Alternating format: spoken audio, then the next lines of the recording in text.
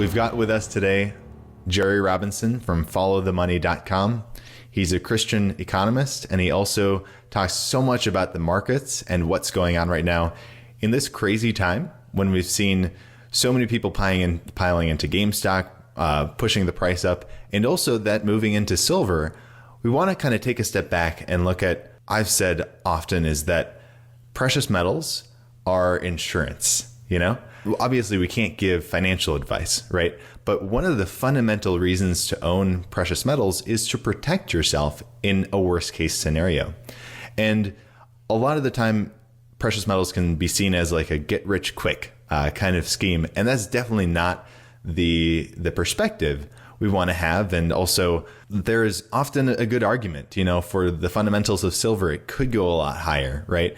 But at the same time, the most fundamental reason to own precious metals is insurance, right, against crisis. So I'd like to get your perspective, Jerry, on what we're seeing right now with GameStop, with silver. How do we approach this? I know you're a Christian economist, so how do we approach this maybe from a Christian perspective and from a prudent perspective as well? Well, we've seen a lot. I mean, we've seen a lot of movement. We've seen a lot of coordination by retail investors that is designed to, in one way, you know, bust up perhaps a hedge fund or to take back some of the autonomy that many people feel that they don't have because the market is rigged. These are understandable sentiments. I mean, it's completely understandable. I have been coaching traders and investors for years. One of the most greatest enemies that I have seen destroy people, both investors and traders, is greed. And it's difficult not to see greed all over the United States of America, but particularly, of course, on Wall Street. And not just the hedge funds. We see, of course, greed in the hedge funds, not just in the big banks. We see greed clearly in the big banks.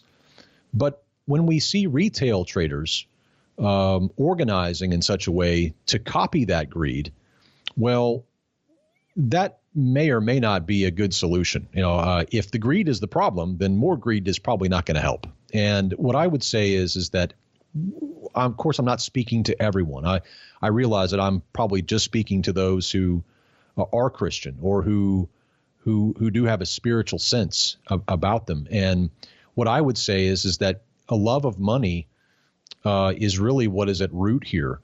When I coach traders or investors, one of the things that I teach them is that they have to have a system. You know, they have to have a plan. They have to have a purpose as to what they're doing.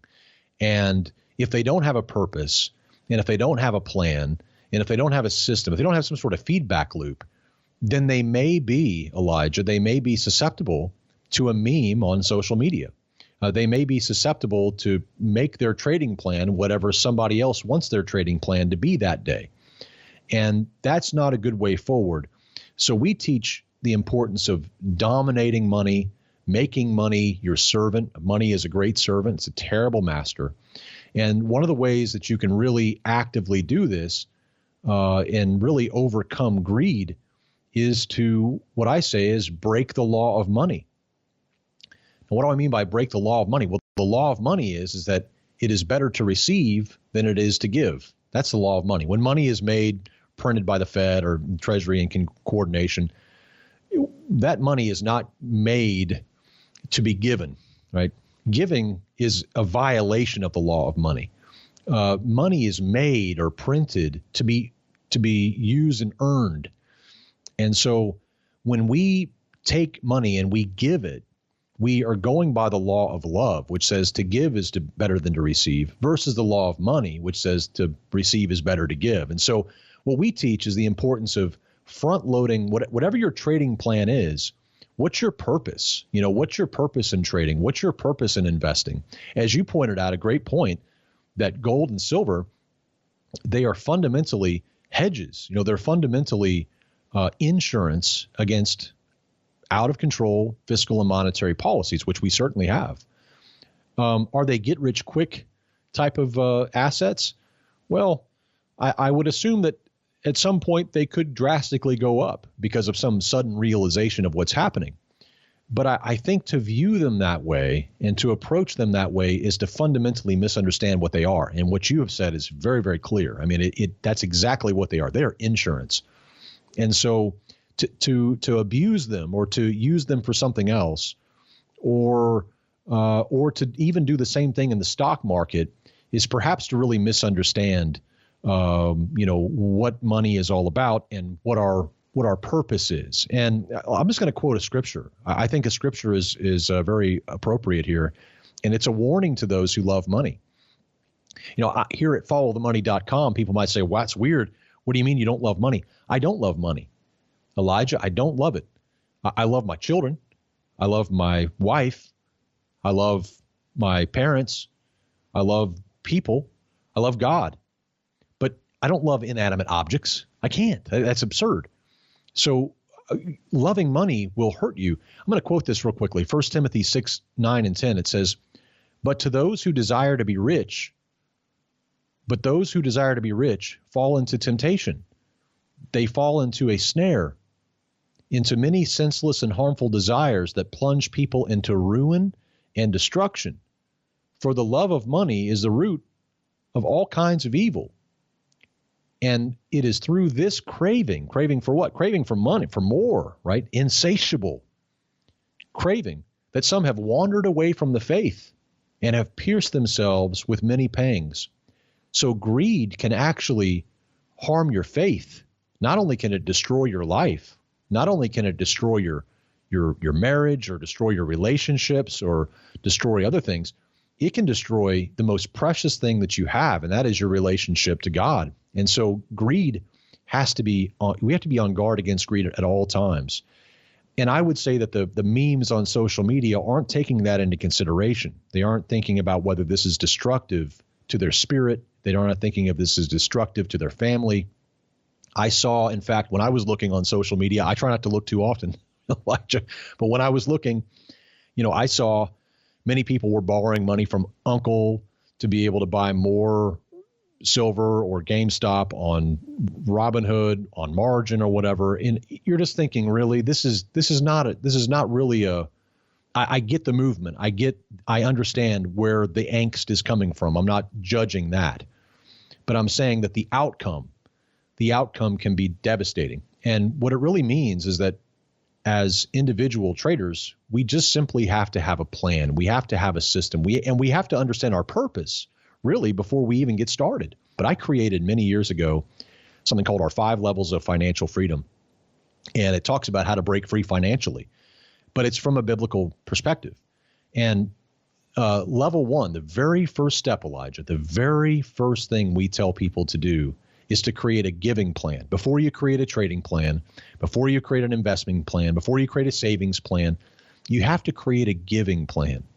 And the reason why we teach to create a giving plan first is because money is the competitor for your heart, the chief competitor for your heart. And it wants to master you. It wants to destroy you. It wants to devour you. It's inanimate. It's amoral. But there's something in us that craves money. There's something in us that desires more. And if we don't put the lid on that from the very beginning of our pursuit of growing our business, growing our wealth, growing our retirement, whatever it is, we will be susceptible. And so what I would say is, for individuals who say that makes sense, but I don't have a giving plan and I don't even know where to start, I would just say go to followthemoney.com/5 levels. And there in the very first level, you'll see giving, create a charitable giving plan. And some people say, well, I can't give because I don't have any money yet. And that's not really the point. The point isn't whether you have a lot of money to give right now or not. The point is that it begins with a thought. It begins of, why am I wanting to earn money? Why am I wanting to trade? Why do I want to invest? Why do I want to buy silver or gold? Why do I want to buy any of this stuff? Well, if it's just to consume it upon our own lusts, it's not going to satisfy us. We'll be hurt. We might even hurt others. But if it's specifically designed to fulfill a purpose, that's a greater purpose, because each of us have a purpose in life. And if it's to fulfill that purpose, well, then it can be a great blessing. And I'm just a big believer that we have to front load that mindset. We have to front load that mindset before we get too far in the weeds. And then, because most of us think, well, we'll make some money and then we'll give. That's a good way to think, for sure. But it's good to give. But you want to front load that idea so that you have that same heart from the very beginning, and you're always looking for opportunities to help. A lot of us have made a lot of money over the last couple of years in trading and investing, and that makes the way for us to be able to give. We've been so blessed with what has happened in all of these different assets, but we have been able then to be a blessing to other people. And I think that's really what's missing sometimes, I think, from some investors and traders. They make trading the end instead of making it a means to an end. Trading and investing is a wonderful thing, but it's not your life. Your life isn't about trading. Your life isn't about investing. That's not what you're here for. But you do need to be a good steward of what you have. So finding that purpose, identifying that purpose, and creating a charitable giving plan early in your life, and then moving according to that and adjusting it as need be, I think is the solution. But I do feel sorry for those who are getting caught up in a lot of the mania, and some of them may make money out of it. Others, I know, are going to lose money. And it's better not to move according to what other people want us to do with our money. It's better for us to sit down and figure out, what do we want to pursue? What is it that we're called to do? What is our purpose? And then from there, kind of move forward. So yeah, it's a very tough environment in this present hour. It's very, very tough. And there's a lot of temptation that we need to avoid.